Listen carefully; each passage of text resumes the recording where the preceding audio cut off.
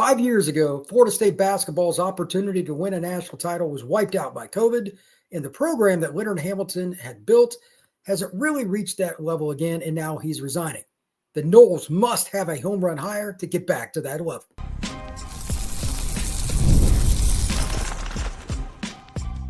You are Locked On Seminoles, your daily podcast on the Florida State Seminoles.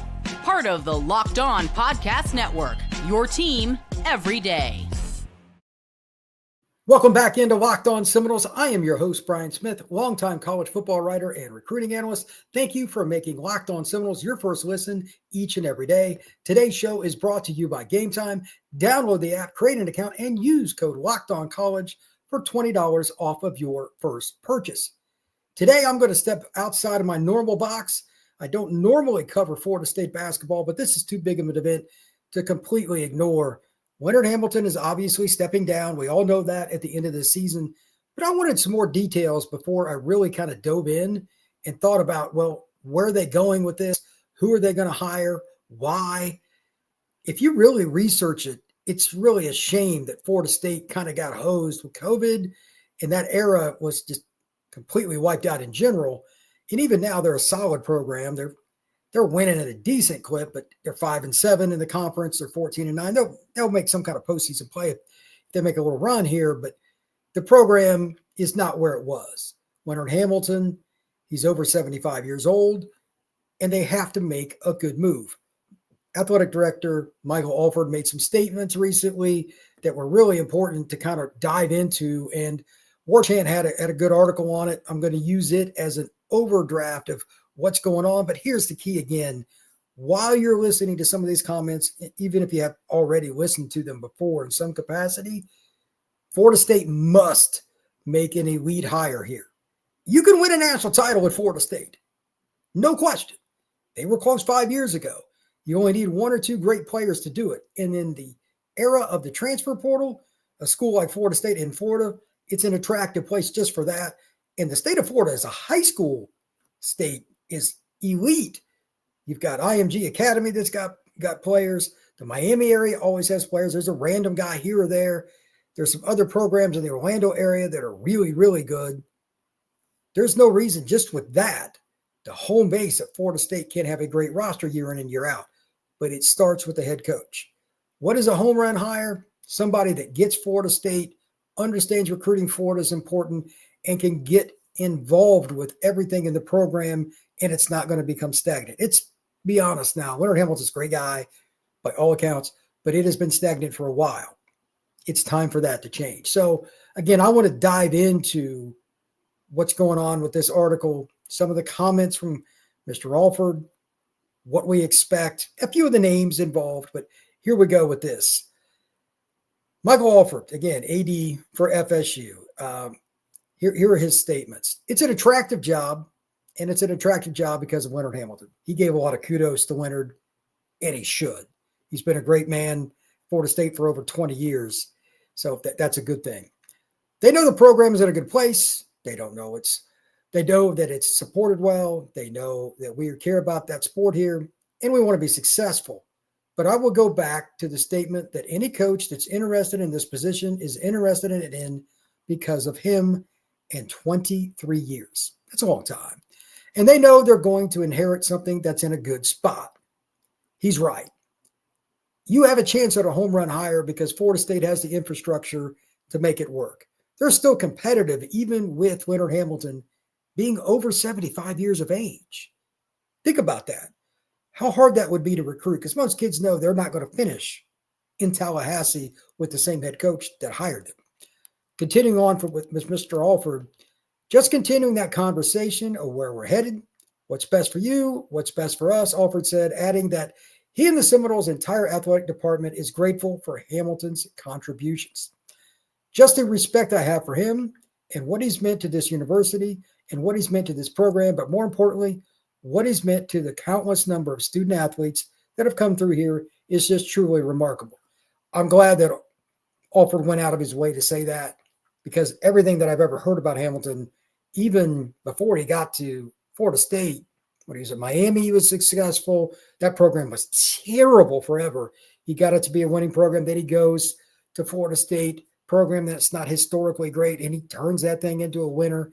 He's a good guy to do it, and he had his own way, and he was very consistent. So I'm glad he said that. But like Coach Alford or Mr. Alford said, this next statement is very important. There comes a time when it's just time. I'm not going to do a lot of the coaches, talk about all the ills of what's going on and all the challenges that we have. It's just time. It's time for Florida State basketball to have a new voice, and it's time for what's best for Florida State. And I also think it's what's best for me. Now, when you think about that, and that's from Hamilton, it's just amazing that he's so honest and down to earth about it. I think that makes this a more attractive job because people aren't going to be walking in with thoughts of grandeur, and they know that he cared about the place, and it's a place that you can be successful. That's really important. And I'm hoping that he has the opportunity to go out gracefully with some wins at the end of this year. But continuing on here, bringing in someone that's familiar with Florida State's possibility or bringing in someone from the outside, Alford said, it's more about finding the right fit for us in the culture that we've developed here amongst the athletic department, amongst the university. That's more important than anything else. So he's not going to go out and say we're going for one thing or the other. It's typical AD speak. I'm not giving you any details, but I'm giving you a quote. It is what it is. That being stated, if you look at some of the things that are kind of a hindrance right now, because people want information, myself included, you got the NCAA tournament coming up, the ACC tournament, but the portal is opening up, I believe, in March. There are a lot of moving parts here. Do you wait it out, come hell, come high water, to get the best coach and see your roster possibly evaporate in a year or so? It's going to be rough. That's one option. You got Sam Cassell and some other guys that have ties to Florida State as players that are in the NBA. That's a possibility. But if you look at the list here, you could get a college coach, an NBA coach. I would strongly prefer all of the following: guy that's coaching college, coaching the pros, preferably played in both, and been a head coach at both. I know that is not realistic, but I'm just being honest. They need somebody with head coaching experience, especially after having a guy like Leonard Hamilton. I think that's important. Preferably FSU ties. If not, he at least has Southern roots.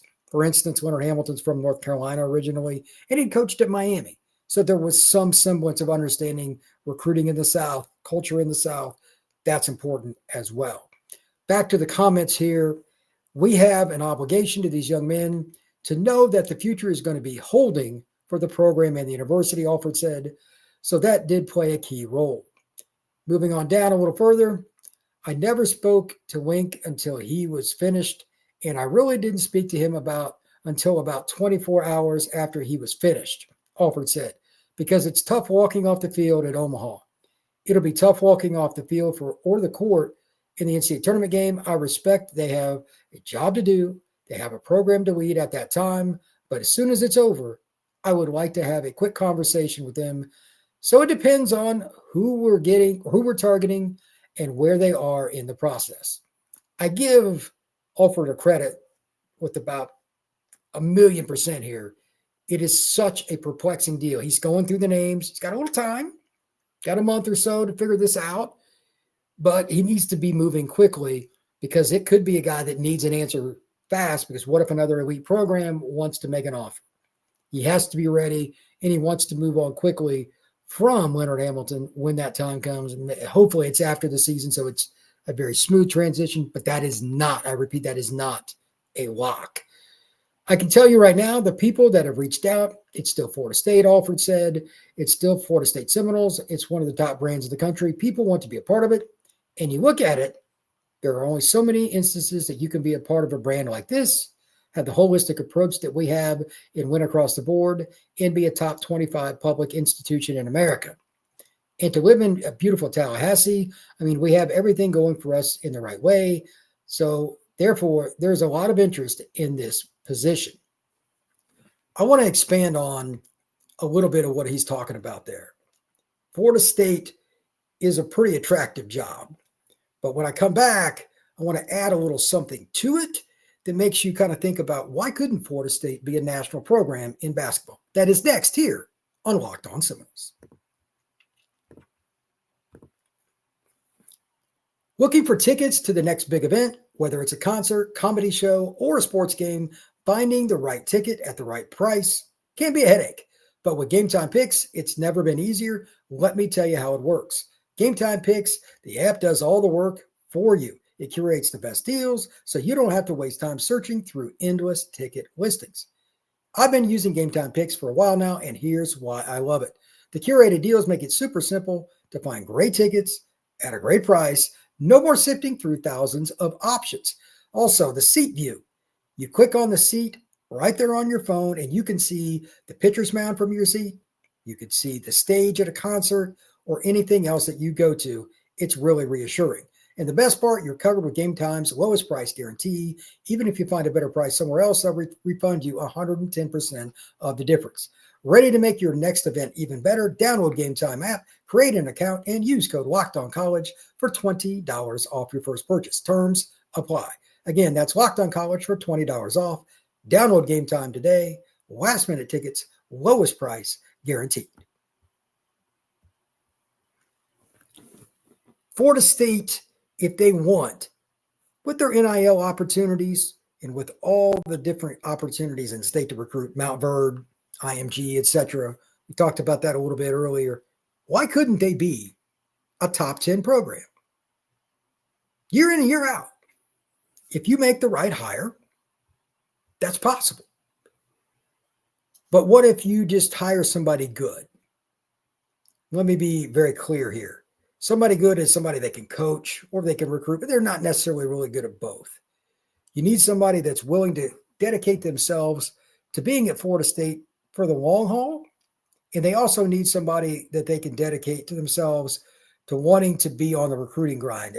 I talk about recruiting all the time with the Florida State football program, and I will again here in a few minutes when we transition. But that's the difference. In basketball, one player can change your program. One player. Now, there's only one Michael Jordan. I get that. And North Carolina is going to live off of that for as long as I live and longer. But you have the opportunity to be a dominant program if they make the right hire here. I just want to say this. I'm sure a lot of people are talking about Sam Cassell, and I'd be down with that. I thought he was as good a mid-range jump shooter as there ever was, and he was a great player. Did really well at Florida State after being a junior college player, if I remember correctly.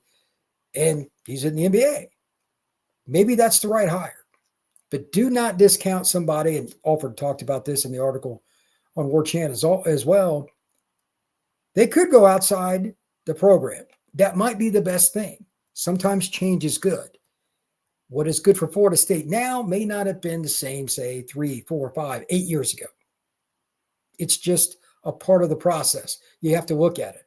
Again, experienced coach, I'd really prefer they've had head coaching experience at the college or NBA level. Not very realistic. I get that. But they need to have one or the other. It helps you with recruiting, and Florida State is a big box program. There are a lot of moving parts. Experience matters. Some kind of tie to Florida is really important. Whether it's a college guy or NBA guy, you could sell me on that either way. But again, they need to respect Florida State and want to win there, because I think you can have a top 10 program if they want it to be. I'm curious to see which guys come in. I'm curious to see how that goes. Let's say in the next 2 weeks, we should start hearing a lot of different things about not just names. This guy's going to interview. This guy maybe not. It's possible. Maybe it's somebody like former assistant Charlton Young. He's another guy mentioned in the article. An assistant coach that's been at Florida State, possibly. Again, can they recruit? Do they really want to be there? And is it a long-term thing? You're not going to get it necessarily 23 years like Leonard Hamilton, but still, it would be nice. Just as an ode to Coach Hamilton, all time he's 657 and 501. At FSU, he's 457 and 290. Obviously, the greatest coach in the program's history. If it wasn't for COVID in 2020, they might have won it. They were 26 and 5 and 16 and 4 and finished first in the ACC. It's still a shame that they didn't get that opportunity, but it is what it is. And I think that could be an opportunity for somebody to take the program to the next level. Leonard Hamilton's got it in a good place. Mr. Alford is correct. I'd like to see it move up, and Florida State fans, I'm sure, as well. Switching over to football, NIL and recruiting impact on that in that sport. there's not shocking to me at least, maybe it is to some of you, a surprise that Darrell Bell III might be taking some official visits. Excuse me. He's at Goldman High School down in South Florida at Hialeah, just on the edge of Miami. And he committed to the Noles October 10th, 2023. Bama, Georgia, Michigan are coming around. Bama in particular, according to the article I read on 24/7 Noles, is really making an effort. Now, he says he's committed, but with their NIL, I just looked at this, and I'm not getting this next part from the article, but I just know that those programs, they will pay. He's only ranked a 3-star kid, but I've seen his film, man. He could play. He's better than that. I believe that Darrell is a guy that Florida State, and this is just typical of South Florida, is going to have to find a way to hold on to. But there's some good news here. Surtain and Cooper are South Florida guys. They happen to be DB coaches at Florida State. The Noles have a chance to hold on to him in this recruitment. While it's not end-all, be-all, Florida State has a chance to set a trend. There's no other place in the country like South Florida. A lot of individuals making decisions for them, etc., and sometimes influencing kids. I don't know Darrell on a personal level by any means. I really don't. But if they can win this one, even though the Georgias, the Bamas, the Michigans are hanging around, that would be a really good sign. Florida State's NIL isn't quite elite. It's just not. But you're going to have to make some concessions somewhere in how you use your money. This will be a barometer of things to come for Florida State. Darrell's not the only one by a long shot that Florida State's going to have to try and hold on to.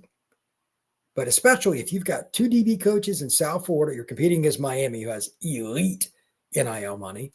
Florida's NIL has gone crazy. Your 2 biggest competitors in state have more than you, from what I know. How does Florida State handle that? Do they get more donations? Do they denote more to like South Florida? Because that's a tough area to lose out on. Remember now, when Bowden had the South Florida kids, that was his best chance to have elite teams. In the 90s, they really got a lot, and they were the best program in college football for much of that decade. Not shocking. To that end, you're going to have to pick and choose when you really go all in. That could be the difference for somebody like Darrell. But they also have not 1, but 2 coaches with ties down there. They got a chance to win some of these battles that other people don't think they will. I think there's a better chance that Darrell ends up sticking with the Noles than some other people might think. Just my opinion. When we come back, we're going to talk about another player that has a visit set with Florida State. And this is something that I love to see. Florida State doing well with offensive line recruiting. That is something I haven't talked about a lot on this show, and I am happy to do it. And it is next here on Locked On Seminoles.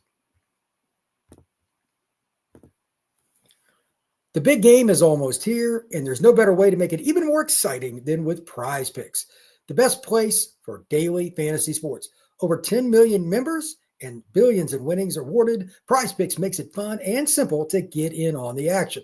Here's how it works. You pick more or less on at least 2 players' projections, and if you're right, you could win up to 1,000 times your cash. PrizePicks even has a free pick for the big game where Patrick Mahomes only needs to throw for 1 yard to win. Pair that with 1 more correct pick, and you're cashing out. This week, I'm looking at the board and selecting more for Travis Kelce on receiving yards and more for a quarterback's passing yardage.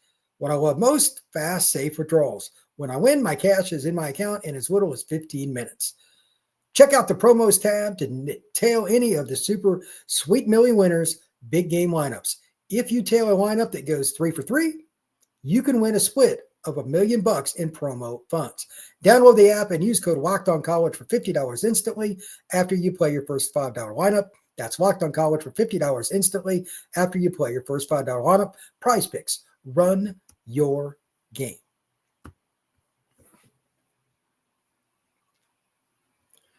All right. Florida State, for a long time, has struggled with O-line recruiting. That is no shock. Now, they got Chaston Brown on signing day after he committed in January. They finished with 4 O-linemen. They've done a better job here lately. But if the Noles are going to get back to that top level, they've got to do it's insanely different.